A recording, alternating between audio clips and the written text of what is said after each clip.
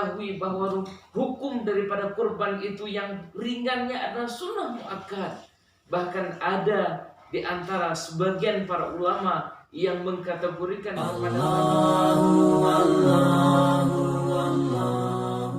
sebagai ibadah rutinitas tahunan yang perlu kepada persiapan khusus.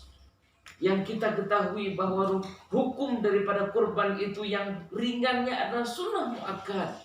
Bahkan ada di antara sebagian para ulama yang mengkategorikan kepada wajib ain bagi mereka yang mampu. Sebagian yang lain mengatakan bahwa itu merupakan fardu kifayah. Dan bahkan disebutkan dalam riwayat Rasulullah SAW hampir tidak pernah melewati ibadah kurban semasa beliau hidup. Ini menunjukkan bahwa penting sekali kita untuk melaksanakan ibadah kurban yang Rasulullah dan Allah perintahkan kepada kita. Nah, Hari Raya Idul Adha, Hari Raya Kurban, ini sebenarnya mengingatkan kita kepada kebesaran jiwa Nabi Ibrahim alaihissalam. Beliau bertahun-tahun menunggu kelahiran seorang anak yang sangat beliau dambakan.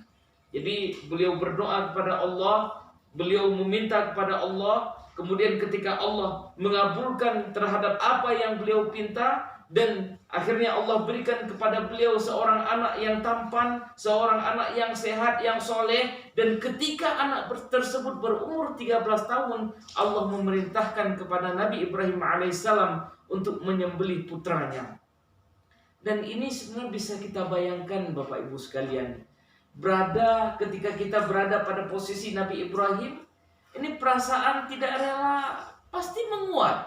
Namun Nabi Ibrahim alaihissalam bertindak sebaliknya. Justru Nabi Ibrahim melaksanakan apa yang Allah perintahkan kepada beliau.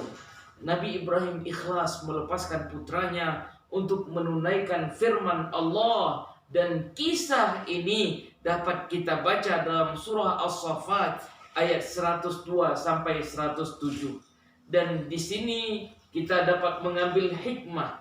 Qad kanat lakum uswatun hasanatun fi Ibrahim, bahwa Allah telah memberikan suri tauladan, telah memberikan qudwah, telah memberikan pelajaran pada Ibrahim.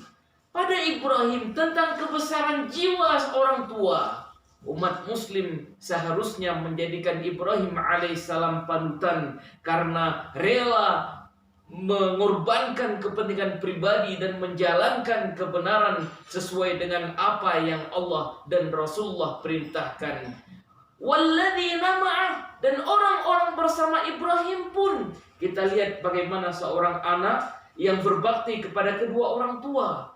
Ini seharusnya umat muslim pun menjadi tauladan atau menjadikan panutan Nabi Ismail alaihissalam yang sabar, ikhlas melakukan perintah Allah yang disampaikan kepada beliau melalui orang tuanya, semata-mata untuk memenuhi apa yang Allah perintahkan dan wujud taat beliau kepada kedua orang tuanya.